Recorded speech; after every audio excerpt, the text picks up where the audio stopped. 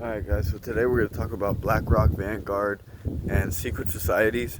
As you guys know, I'm working on a series of thorough investigations into these secret societies and what do they do, what kind of rituals do they perform, what kind of things do they believe, what industries are they initiated into and brought up in, things of this nature, right? But today we're just going to talk about Blackrock and Vanguard, right? So if you go to Yahoo Finance right now, and you look at the majority shareholders of each company, you're going to find two companies. Every company, any company, name a company and look at the majority shareholder, and it's going to be BlackRock. But take, for example, Pfizer. Who owns Pfizer? BlackRock and Vanguard have a 10% shareholder status, meaning they can make one phone call to Pfizer, say, do this right now or we're dumping our shares. So they control that company. They own that company, basically. The owner of the company doesn't own the company. The shareholders are who own the company. They fund the company. If they dump 10% of shares of Pfizer stock, that stock goes down to zero. The whole company goes to zero, basically. That's what could happen if they dump their shares, right? Vanguard is just another finance company, and these companies are extremely influenced by Masonic stuff, like Fidelity. If you look at the logo of Fidelity, it's a Masonic logo with the Grand Architect, all-seeing eye above the vile multitude masses, the pyramid.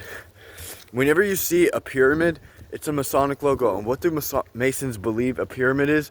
The eye and the triangle at the top of the pyramid is a representation of God or a higher power that is omnipotent, that sees all, right? What they don't tell you is that the bottom is the vile masses. That's what they think of you as. The Freemasons think of the uninitiated population as the vile multitude. That's from Morals and Dogma by Albert Pike, which is a insanely Masonic book, and it's literature that they read inside lodges, and maybe not inside the lodges, but they do it on their own time. That's a book that is heavily influenced by the Masons, right?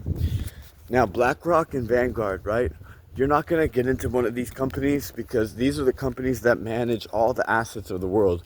They manage the assets, and just so you know, BlackRock has just been accepted into China. So now they're extending their hand into China. And so they probably have their hand in every country in the world at this point. We have to assume that these companies own the whole world. For the time, like imagine any amount of progress throughout time, right? BlackRock has been around for a century or more. Who knows? Go look and see how long BlackRock and Vanguard have been around. But this company controls everything. They control the news. They control the social media companies. They have a majority share in the flight companies. So when they instigate and induce a fake pandemic throughout the world, they shut down the flights. It's all controlled by one hand. But you got to break it down to a deeper level psychologically. Like, think about it. Okay, so if it's a company, who is in that company? Who runs that company? Larry Fink, right? He's the CEO of BlackRock. He's a Freemason. Also, I'm pretty sure he could be a bonesman. So when you look at these things, you have to understand that we are in a world and everything we have been told is a lie. From the moment we wake up, we are given an identity that is not our own, that has not been created by us. So if you understand this, you will understand that any source of information that is not from our own thinking, if it's from an external source, I want you to take that, crumble it up, and throw it away. If it's not something from God, if it's not something from the Word of God, then I don't trust it. And if that makes me a crazy conspiracy theorist, then I'm okay wearing a tinfoil hat in public. I don't care.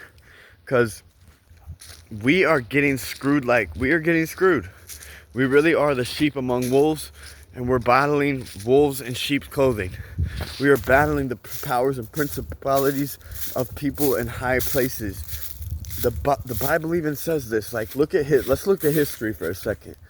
There's always been humans who have had a significant interest in enslaving populations and bending them to do their will, getting them to do the work that they want done instead of letting them have control over what they want to do. And they realized after slavery there was a big uproar, right? And people realized wait a minute, we're slaves. They're getting to live these rich, bountiful lives, and we're sitting here with nothing, and we're overworking every day. they realized that, you know what, they can basically, they can't whip their slaves anymore. They can't beat their slaves. It's not optimal. They realized it wasn't optimal, and shout out to Luke Belmar for this position, right? It wasn't optimal to just beat your slaves anymore, because they would revolt eventually, right?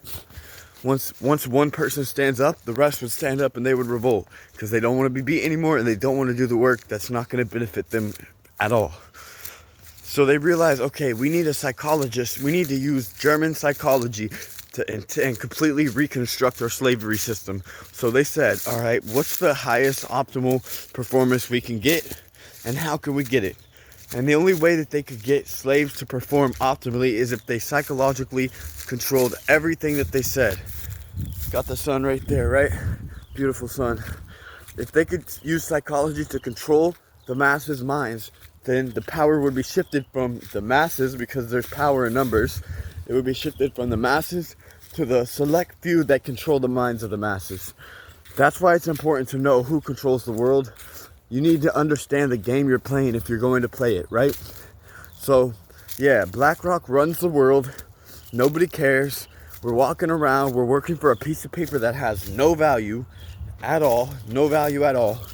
And it's very unsettling to see people walking around working for a piece of paper.